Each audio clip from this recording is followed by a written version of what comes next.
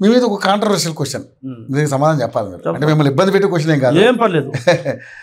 మీరు ఏదో cell tower తీసేసే కార్యక్రమంలో మీ మీద మీకు కంప్లైంట్ వస్తే ఆ అధికారుల మీద మీరు బూతులు మాట్లాడి ఇష్టం వచ్చినట్టు చెలరేగిపోయారనేది ఒక ప్రధాన ఛానల్లో మీ గురించి కొంచెం డిఫరెంట్గా వేశారు. అవును, ఏంటి నిజంగా అటువంటి కార్యక్రమం జరిగిందా? కేసీఆర్ ఛానల్ అది. ఓకే, పెట్టినందుకు బాధపడలేదు, ఇంకెన్ని పెట్టుకున్న ఇబ్బంది లేదు. కానీ సమస్యలుగా పోరాటే క్రమంలో అవన్నీ వస్తాయి. నా దగ్గర 200 మంది మహిళలు వచ్చిన రోజు 200 ఇండ్ల మధ్యలో టవర్ పెట్టినాడు. పెట్టుకుంటే ఏం చేసినాడు, కన్విన్స్ చేసుకుంటే వాళ్ళకి బెదిరించాడు.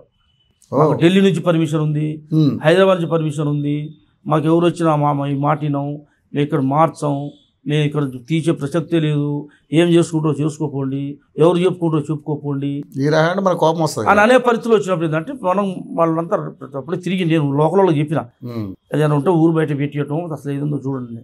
చూస్తే వాడు వాళ్ళతో కూడా మాట్లాడలే. ఓకే, లేడీస్ పోతే నెట్టేసి వాళ్ళ మనుషులు. అప్పుడు అంటాం అనకుండా ఎట్టుంటాం. మన జనాలు మనం కాపాడుకునే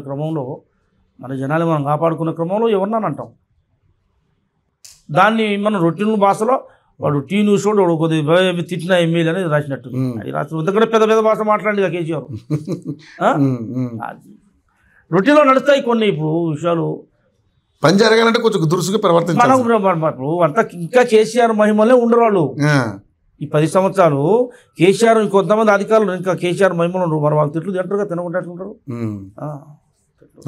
ఆ మాత్రం తిట్టకపోతే వాళ్ళు మాత్రం మాట తింటారు. అవునా కదా? అంతే కదా. మనం బతిలాడతాం. కాంగ్రెస్ ప్రభుత్వమే బతిలాడి చేసుకుంటుంది, ఎవరి మీద సీరియస్ కాదు. కాంగ్రెస్ తోడు సీరియస్ అయ్యిండు అంటే అది ఎక్కువ పీక్ స్టేజ్కి వెళ్తే తప్ప. నేనే కాదు, కాంగ్రెస్ పార్టీ కార్యకర్త, కాంగ్రెస్ పార్టీ నాయకుడు, ఎమ్మెల్యే, మంత్రి ఎవరైనా సీరియస్ అయ్యిండు అని అంటే అది ఇంకా వాడు కేసీఆర్ లాగా ప్రవర్తించు ఉంటేనే అవుతాం. ఓకే, పెద్ద కాము అది.